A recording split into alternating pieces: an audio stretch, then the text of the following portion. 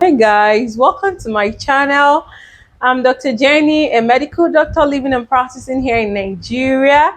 If this is the first time you're seeing this face, just do me a favor, hit the subscribe button so that you be part of this family. And also, you also have to hit the notification bell so that whenever I post any new video, you'll be among the first to see it. This channel promises to be nice because all you'll be seeing here is the lifestyle of a medical doctor and also medical related issues.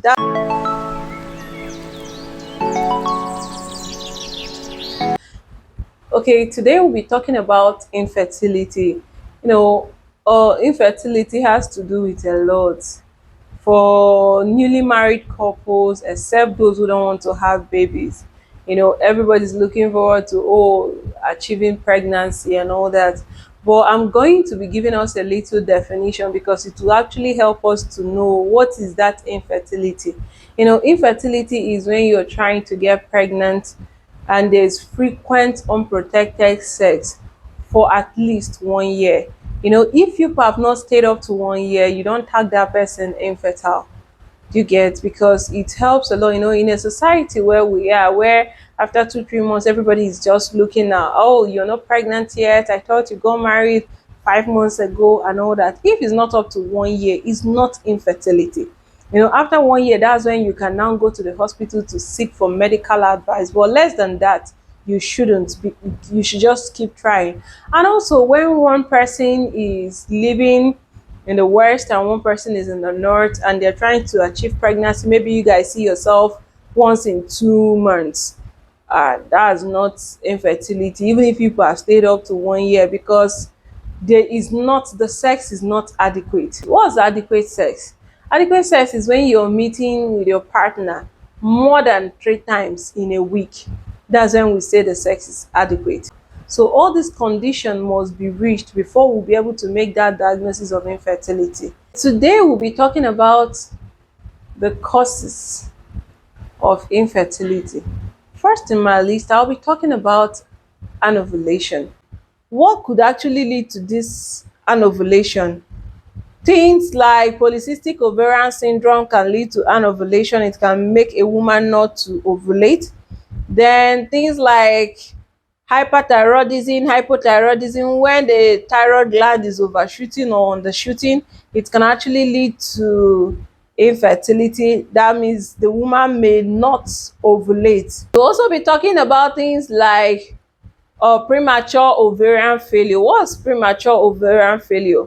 When a lady stops ovulating before the age of 40. It could also be as a result of hyperprolactinemia, when there's excessive prolactin in the system and thereby causing the woman not to ovulate. When there is fibroid can actually lead to infertility. It does not mean that once you have fibroid you will be infertile, no, especially those ones that will actually block the canal. That means even if fertility should occur, the baby cannot implant into the uterus. So those ones can actually lead to infertility. Although someone can still take in with fibroid and still deliver, it's possible, yes.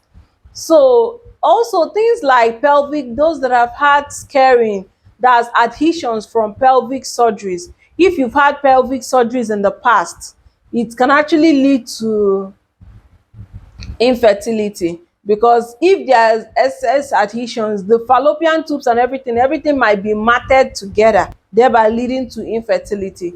Also, we'll be talking about things like endometriosis. What is endometriosis? Endometriosis is a topic on its own, but we'll just be talking about it. It can lead to infertility when a lady is also the lining of the uterus, when you see it in other places, and when she's menstruating she will also be bleeding in those places. Though endometriosis can actually lead to infertility.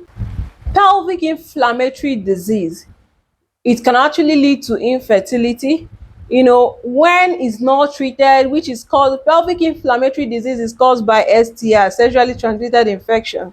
If it's not adequately treated, it can actually lead to infertility. So once you have anything, when you're noticing a abnormal discharge or anything, you just go to the hospital for adequate treatment.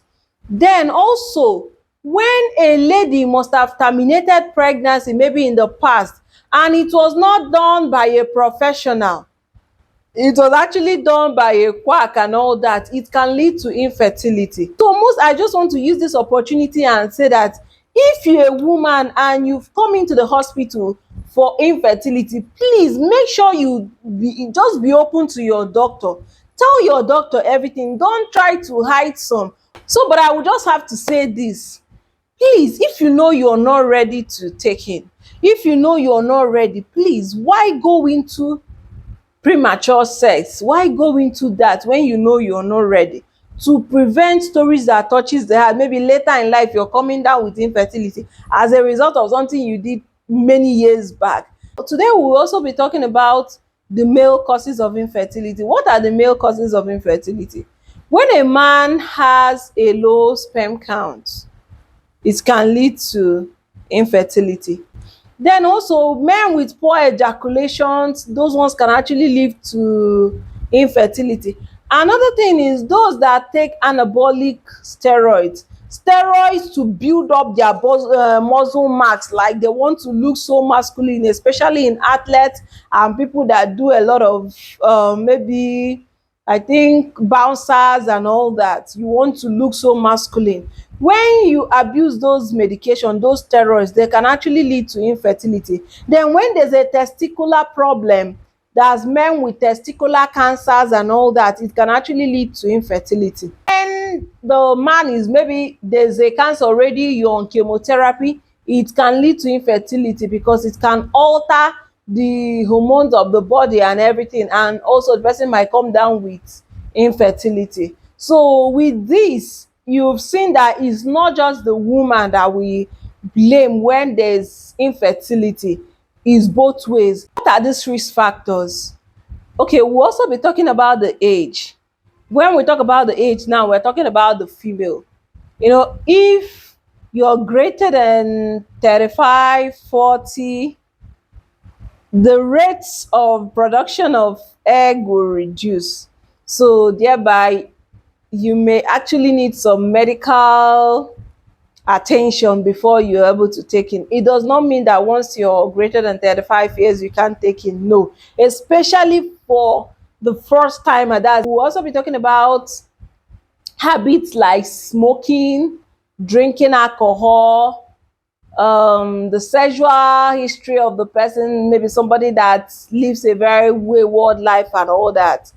So all those things are the risk factors that can lead to infertility. Weight gain. If you're a woman, you're trying to achieve pregnancy, please just cut down on your diet. Do you understand? Just cut down on your diet. You don't have to eat everything in the whole world. Cut down on your diet. Take more of fruits and all that. It will actually help you to take in. Then, with this little, I hope I've been able to clear some of your doubts and all that. So if you have any question, you can just send it at the comment section and all that, and I'll be able to attend to them. Then if there's any video you want me to do, just do that. Just also pen it down in the comment section so that I will also make the video specially for you, because I'm here for everyone. So thank you so much for listening. Thank you. I really appreciate. Thank you.